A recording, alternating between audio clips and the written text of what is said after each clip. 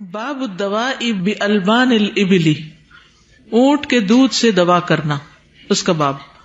حدثنا مسلم بن ابراہیم حدثنا سلام بن مسکین حدثنا ثابت عن انس ان ناسا کان بهم سقم۔ انس رضی اللہ عنہ کہتے ہیں کہ کچھ لوگ ایسے تھے جن کو ایک بیماری تھی۔ قالوا یا رسول اللہ، کہنے لگے اے اللہ کے رسول صلی اللہ علیہ وسلم، آونا و اطعمنا، آپ ہمیں ٹھکانا بھی دیں اور ہمیں کچھ کھلائیں پلائیں بھی، ہم بیمار ہیں، مسکین لوگ ہیں، آپ ہمیں کچھ کھانے پینے کو بھی دیں اور ہمیں کوئی رہنے کی جگہ بھی دے دیں، کہیں باہر سے آئے تھے۔ فلما صحوا، پھر جب وہ تندرست ہو گئے، صحت مند ہو گئے، قالوا ان المدینۃ وخیمۃ، کہنے لگے مدینہ بڑی خراب جگہ ہے، ہمیں موافق نہیں آ رہی مدینہ کی فضا۔ فانزلهم الحرۃ، تو آپ نے ان کو حرہ کے مقام پر جگہ دی، وہاں ٹھہرایا۔ حرہ مدینہ کے باہر ایک پتھریلا سا علاقہ ہے۔ فی زود لہو، جہاں آپ کے اونٹ تھے۔ فقال اشربوا البانہا، آپ نے فرمایا کہ ان کے دودھ پیو جا کے اونٹوں کے۔ فلما صحوا، پھر جب وہ صحت مند ہو گئے، قتلوا راعی النبی صلی اللہ علیہ وسلم، تو انہوں نے نبی صلی اللہ علیہ وسلم کے چرواہے کو، جو اونٹوں کا چرواہا تھا، اس کو مار ڈالا۔ واستاقوا، اور ہانک لے گئے۔ سائق کون ہوتا ہے؟ ڈرائیور۔ واستاقوا یعنی لے گئے، آگے لے گئے۔ ذودہ، آپ کے اونٹ۔ فبعث فی آثارہم، تو آپ نے ان کے پیچھے کسی کو بھیجا۔ فقطع ایدیہم وارجلہم، پھر ان کے ہاتھوں اور پاؤں کو کاٹ ڈالا، پکڑے گئے، پھر ان کو لا کے ان کو ایسی سزا دی کہ ہمیشہ کے لیے لوگ عبرت پکڑے۔ وَسَمَرَ أَعْيُنَهُمْ، اور ان کی آنکھوں میں گرم سلائیاں پھروائیں۔ فَرَأَيْتُ الرَّجُلَ مِنْهُمْ، حضرت انس کہتے ہیں میں نے ان میں سے ایک شخص کو دیکھا، يَقْدِمُ الْأَرْضَ، کہ وہ زمین چاٹتا ہے یا کاٹتا ہے، بِلِسَانِهِ، اپنی زبان کے ساتھ، حَتَّى يَمُوتَ، یہاں تک کہ وہ مر گیا تڑپ تڑپ کے۔ قال سلام، سلام کہتے ہیں، یہ اوپر سلام بن مسکین ہے۔ فبلغنی ان الحجاج قال لانس، مجھے یہ بات پہنچی ہے کہ حجاج جو بہت ظالم بادشاہ تھا، اس نے حضرت انس سے کہا، حدثنی باشد عقوبۃ عاقبہ النبی صلی اللہ علیہ وسلم، مجھے نبی صلی اللہ علیہ وسلم کی دی ہوئی سخت سزا کے بارے میں بتاؤ کہ سب سے سخت سزا آپ نے کون سی دی تھی۔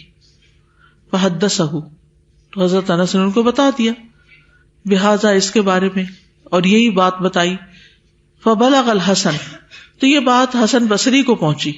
فقال وددت انہ لم یحدثہ بہذا، تو کہتے ہیں میں نے چاہا کہ کاش انہوں نے ان کو یہ بات نہ بتائی ہوتی، کیونکہ حجاج اس طرح کی چیزوں سے اپنے مطلب کے کام کرتا تھا، یعنی اگر نبی صلی اللہ علیہ وسلم نے ہاتھ پاؤں کٹوائے تو میں بھی لوگوں کو ہاتھ پاؤں کٹوا کے سزا دے سکتا ہوں، وغیرہ وغیرہ۔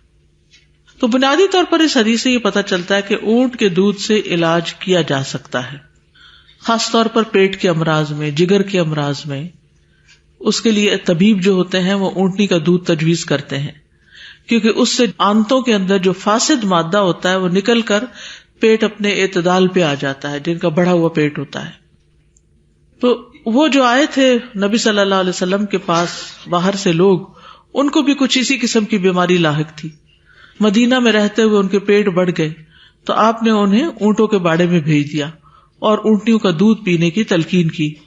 جب صحت مند ہو گئے تو چرواہے کو موت کے گھاٹ اتارا، اس کا مسئلہ کیا۔ مسئلہ کیا ہوتا ہے؟ ناک کان وغیرہ کاٹے، پھر اونٹ ہانک کے لے گئے، تو رسول اللہ صلی اللہ علیہ وسلم نے ان کے لیے وہی سزا تجویز کی جو انہوں نے چرواہے کو دی تھی۔ آپ کے ذہن میں یہ سوال پیدا ہو رہا ہوگا کہ آپ صلی اللہ علیہ وسلم نے ان کے ہاتھ پاؤں کیوں کٹوائے اور اس کو اتنی سخت سزا کیوں دی؟ تو سزا یا جزا برابر ہے عمل کے، جیسا عمل ویسی جزا۔ تو انہوں نے جو نبی صلی اللہ علیہ وسلم کا چرواہا تھا اس کے ساتھ ایسا ہی سلوک کیا تھا، تو آپ نے اس کا بدلہ لیا، اور رسول اللہ صلی اللہ علیہ وسلم نے ان کے لیے وہی سزا تجویز کی جو انہوں نے سرکاری چرواہے کے لیے روا رکھی۔ تو امام بخاری نے یہ حدیث لا کر ثابت کیا ہے کہ اونٹنیوں کا دودھ بطور دوا استعمال کیا جا سکتا ہے، بطور غذا تو استعمال کرتے ہی ہیں لوگ، لیکن بطور علاج بھی استعمال کر سکتے ہیں. اور حجاج جو تھا وہ ظلم کرنے میں بہت آگے تھا. حجاج بن یوسف پورا نام اس کا یہ تھا. بات پتہ چلتی ہے کہ سلیکٹیو چیز، کچھ لوگوں کو کوئی چیز جو ہے وہ بتاتے وقت احتیاط کرنی چاہیے. بعض لوگ آپ سے مجلس میں سوال کرتے ہیں اور ان کا مقصد کوئی اپنا مسئلہ نہیں ہوتا، اب جو بیان کرنا ہوتا ہے انہوں نے کسی کو سنوانا ہوتا ہے، کسی کو زج کرنا ہوتا ہے. یس. تو انسان کو سمجھنا چاہیے کہ یہ سوال کے پیچھے مقصد اور نیت کیا ہے. مقصد کیا ہے. جی. اگر تو حجاج اس لیے پوچھ رہا تھا کہ اس کو بنیاد بنا کے وہ لوگوں کے ساتھ یہی کرے جو نبی صلی اللہ علیہ وسلم نے خاص حالات میں کیا تھا، تو یہ چیز پھر ایسے لوگوں کو نہیں بتانی چاہیے. اس میں ایک لیڈرشپ کی کوالٹی بھی نظر آتی ہے نبی صلی اللہ علیہ وسلم کی، کہ ان کی خیرخواہی بھی کی، علاج بھی بتایا، اور جو مسئلہ تھا وہ حل کرنے کی کوشش بھی کی. مدینہ میں صحت نہیں ملی تو ہررا بھیج دیا، یعنی اپنے سبارڈینیٹس کا خیال بھی اس طرح سے آلٹرنیٹس دیتے گئے. بعض اسٹوڈینٹس آتے ہیں وہ ایک کورس نہیں کر سکتے، وہ ایک موسم برداشت نہیں کر سکتے، تو ہر چیز ہر ایک کے لیے نہیں، ایک لباس سب کو فٹ نہیں آتا. تو بعض اوقات وہ نیتیں بھی اچھی ہوتی ہیں، شوق بھی ہوتا ہے، لیکن وہ کوپ نہیں کر پا رہے ہوتے. جیسے خواتین ہیں تو 1 سالہ کورس ان کے لیے بہت بھاری ہو جاتا ہے، تو ان کو خواتین کے کورس میں بھیج دینا چاہیے. جو روز نہیں آ سکتا ان کو ویکلی کورس میں بھیج دینا چاہیے. یعنی قرآن پڑھنے سے تو کوئی محروم نہ رہے، لیکن لوگوں کے لیے ڈفرنٹ آپشنز ہونی چاہیے. ٹھیک ہے. باب الدواء بابوال الابل، باب